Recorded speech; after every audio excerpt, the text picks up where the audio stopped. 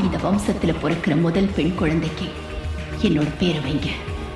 நானே மறுபடியும் பிறந்திருக்கேன்னு நம்புங்க.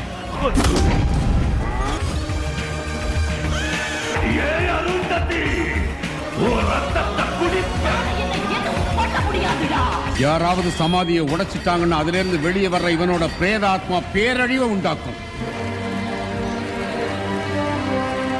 கொடூர பூத பிரேத அகோரா செத்தான்னா அவன் அதிபயங்கர பிரேத சக்தியா மாறிடுவான். உங்களையும் உங்களுடைய